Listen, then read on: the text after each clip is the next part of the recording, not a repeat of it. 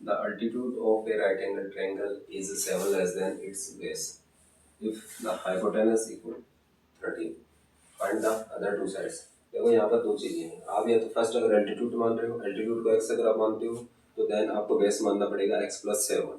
और अगर आप यहाँ पर क्या करते हो, अगर बेस को एक्स मानते हो तो एल्टीट्यूड को क्या मानना पड़ेगा, एक्स माइनस 7, क्योंकि बेस इसके अंदर क्या है, बड़ा है अल्टीट्यूड से। तो चलो अपने यहाँ पे बेस मान लो और चाहे एल्टीट्यूड मान लो। तो यहाँ आपने लिख दिया कि लेट द बेस, ठीक है, इक्वल टू मान लिया आपने एक्स सेंटीमीटर। जब एक्स मान लिया तो देन अल्टीट्यूड अपने पास में कितना हो गया, अल्टीट्यूड हो गया एक्स माइनस 7 सेंटीमीटर हो गया अपने पास में। कितना हो गया, एक्स माइनस 7 सेंटीमीटर। यहाँ तक की बात समझ जाएगी। देखो अपने एक राइट एंगल ट्रायंगल की बात कर रहे हैं यहाँ पे। तो राइट एंगल ट्रायंगल की अगर अपने बात करें तो देखो सीधा सा समझने की बात हो कि यहाँ पे ये राइट एंगल ट्रायंगल है, ठीक है। तो इसके राइट एंगल ट्रायंगल के अंदर तो ये मान लिया आपने ए है, बी पर राइट एंगल बना हुआ है और ये सी हो गया। तो हाइपोटेनस अपने पास में ये वाला है, तो हाइपोटेनस अपने पास में कितना है, 13 सेंटीमीटर। अपनों ने इस बेस को माना है x सेंटीमीटर, क्या मान लिया, x सेंटीमीटर। तो ये जो अल्टीट्यूड है ये कितना अपने पास में रहा, x माइनस 7 सेंटीमीटर। कितना रह गया अपने पास में, x माइनस 7 सेंटीमीटर हो गया। ये अपने पास में कितना हो गया, x माइनस 7 सेंटीमीटर हो गया। अब समझो, तो अपने यहाँ पर देखो राइट एंगल ट्रायंगल है तो कौन सा लगेगा, पाइथागोरस थ्योरम लग जाएगी इसमें। कौन सी लगेगी इसमें, पाइथागोरस। एक एंड अपने पास में दे रखा है हाइपोटेनस, हाइपोटेनस वो अपने पास में कितना दे रखा है, 13 सेंटीमीटर, ठीक है। तो लिखेंगे बाई पाइथागोरियन थ्योरम। कौन सी थ्योरम का प्रयोग कर रहे हैं, पाइथागोरस थ्योरम का प्रयोग कर रहे हैं। तो पाइथागोरस थ्योरम क्या होता है, हाइपोटेनस का स्क्वायर यानी AC का स्क्वायर इक्वल टू क्या हो जाएगा अपने पास में, AB का स्क्वायर प्लस BC का स्क्वायर। तो देखो यहाँ पर जो बेस है, बेस यहाँ पर क्या है, BC, ठीक है। और यहाँ पर जो अल्टीट्यूड है, अल्टीट्यूड क्या है, AB, और हाइपोटेनस क्या है, AC।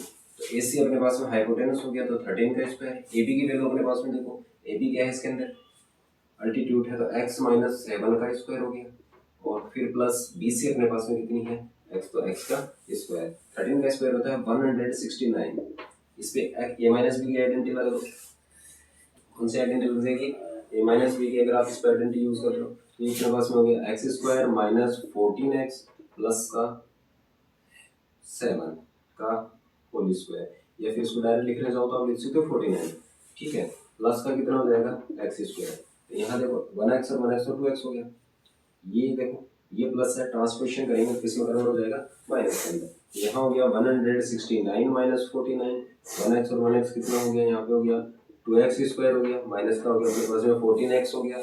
तो अब यहाँ पे क्या करेंगे, 9 में से 9 गया तो 0, यहाँ हो गया 120। यहाँ पे 2 कॉमन निकाल दो तो यहाँ एक्स स्क्वायर माइनस क्या हो जाएगा, 7x। 2 से कैंसिल करेंगे तो देखो 2 से 2 1 2 हो जाएगा, ये 2 6 12 यानी 60 टाइम हो गया एक्स स्क्वायर माइनस 7x। तो अपने पास में इक्वेशन जो बनी वो क्या बन गई, एक्स स्क्वायर माइनस 7x, ठीक है। ये माइनस प्लस का है, ट्रांसपोजिशन करके इस तरफ लेके आएंगे तो किसमें कन्वर्ट हो जाएगा, माइनस में इक्वल टू 0। तो अपने पास में इक्वेशन है क्या, क्या इक्वेशन है इसके अंदर, x square minus 7x plus minus के 16।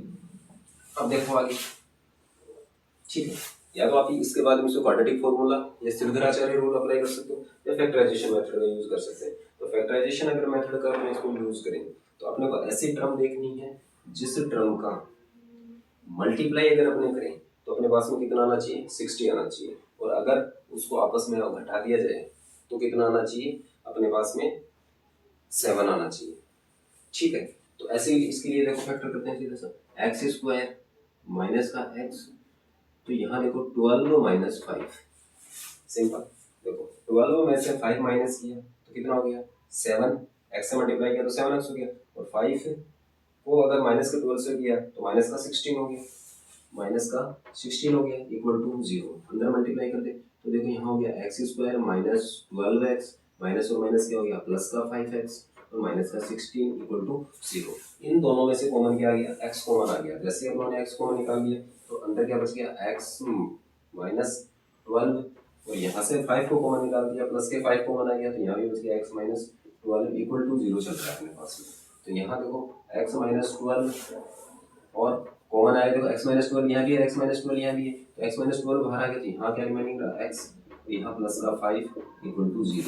ठीक है, अब क्या लिखेंगे, नाउ देखो x प्लस 5 इक्वल टू 0 करेंगे तो देन x की वैल्यू माइनस का 5 होगी, लेंथ कभी माइनस में नहीं होती है, तो then x minus 12 equal to 0, तो this implies x equal to हो गया 12, x की वैल्यू कितनी होगी 12, यानी अगर बेस अपने पास में कितना है 12, यदि बेस अपने पास में कितना है 12 सेंटीमीटर, तो देन अपने को चाहिए क्या, अल्टीट्यूड चाहिए, क्या चाहिए अल्टीट्यूड, अपने को चाहिए अल्टीट्यूड, तो अपने पास में अल्टीट्यूड कितना हो जाएगा, देखो अल्टीट्यूड के लिए क्या था अपने पास में x माइनस 7, और x की वैल्यू अपने पास में कितनी आ रही है 12, तो यहाँ अपने पास में हो गया 12 माइनस 7, इसका मीन्स कितना हो गया 5 सेंटीमीटर, तो यानी बेस तो अपने पास में कितना हो गया 12 सेंटीमीटर, और अपने पास में जो अल्टीट्यूड है वो अल्टीट्यूड अपने पास में कितना आ गया 5 सेंटीमीटर, यानी बेस अपने पास में 12 सेंटीमीटर, अल्टीट्यूड अपने पास में 5 centimetre.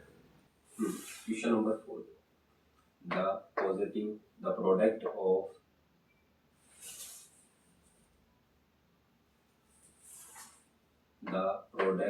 two consecutive positive integers is 306, find that, यानी उन दोनों नंबर्स को अपने को फाइंड करना है जो दो नंबर है कंटिन्यूअसली है, यानी जैसे 10 11 हो गया या 12 13 हो गया, इस तरीके से कंटिन्यूअस है, 1 के बाद में जैसे 2 आ रहा है या 2 के बाद में 3 आ रहा है, तो ये सीधे नंबर में है वो, तो यहाँ पे अपने लिखेंगे let's the first number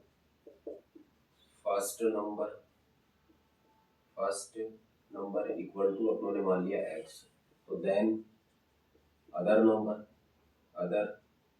number equal to अपने पास में हो गया x प्लस 1, कितना हो गया x प्लस 1 हो गया, तो यहाँ पे अपने करेंगे बाय द क्वेश्चन या अकॉर्डिंग द क्वेश्चन, एक ही बात है, बाय द क्वेश्चन क्या कह रहा है प्रोडक्ट, ठीक है, टू कॉन्सेक्यूटिव पॉजिटिव इंटीजर्स, यानी इनका प्रोडक्ट करना है, इनका मल्टीप्लाई करना है, तो यानी x को मल्टीप्लाई करना है x प्लस 1 से, और अपने पास में जो प्रोडक्ट आ रहा है वो आ रहा है 306 आ रहा है, तो यानी x को x से मल्टीप्लाई करो, देखो x को x से किया तो कितना हो गया x स्क्वायर, फिर प्लस का साइन एज इट इज हो गया, x को 1 से किया तो कितना हो गया 1x इक्वल टू 360, ट्रांसपोजिशन करेंगे अपने, तो यहाँ अपने पास में हो जाएगा x square plus x minus 360 equal to 0। अब यहाँ पर क्या करना है, या तो आप इसको फैक्टराइजेशन मेथड से लगाओ या फिर आप क्या करोगे क्वाड्रेटिक फॉर्मूले से, तो यानी लिखेंगे बाई क्वाड्रेटिक फॉर्मूला, देखो ये क्वाड्रेटिक फॉर्मूला होता है, इस क्वाड्रेटिक फॉर्मूले का सिर्फ आचार्य रूल्स भी बोलते हैं उसको, ठीक है, क्वाड्रेटिक फॉर्मूले का यूज कर रहे हैं, क्वाड्रेटिक फॉर्मूला अपने पास में क्या होगा कि x इक्वल टू माइनस का b plus minus under root of b square minus 4ac upon में 2a, ठीक है, तो देखो ये जो क्वाड्रेटिक इक्वेशन है इसमें x का कोफिशिएंट क्या होता है a होता है, और a की वैल्यू अपने पास में कितनी है 1, b का जो कोफिशिएंट है वो क्या होता है x का कोफिशिएंट क्या होता है b होता है, यानी x स्क्वायर का कोफिशिएंट तो a होगा और x का कोफिशिएंट क्या हो गया अपने पास में b हो गया, और कांस्टेंट टर्म है c, यानी माइनस का 3x और ये 0, ठीक है, तो यहाँ x की वैल्यू अपने देखें तो यहाँ माइनस का b और ये b है, और b की वैल्यू अपने पास में -1, यानी b की वैल्यू 1 है, माइनस ऑलरेडी, तो ये क्या हो गया -1, यहाँ अपने पास में +1 माइनस रूट ऑफ, यानी b का स्क्वायर यानी 1 का स्क्वायर -4, a की जगह 1 और b की जगह अपने पास में आ गया -306 है, अपॉन में कितना चल रहा है 2 मल्टीप्लाई 1, तो देखो x की जो अपने पास में वैल्यू आ गई, ये आ गई -1 प्लस माइनस रूट ऑफ 1 का स्क्वायर होता है 1, ये माइनस और ये माइनस क्या हो गया अपने पास में प्लस, देखो 306 को जब आप 4 से मल्टीप्लाई करो तो देखो 4 6 24 हो गया, 24 एज इट इज, और ये हो गया 12 अपॉन में 2, तो यहाँ देखो आगे -1 एज इट इज हो गया, और यहाँ प्लस माइनस रूट ऑफ, देखो 1224 में 1 ऐड करके कितना आ गया 1225, और अपॉन के अंदर कितना चल रहा है 2, तो यानी x की वैल्यू अपने पास में कितनी होगी -1 प्लस माइनस, देखो 1225 ये किसका स्क्वायर होता है 35 का, किसका स्क्वायर होता है 35 अपॉन में 2, अब यहाँ देखो टेकिंग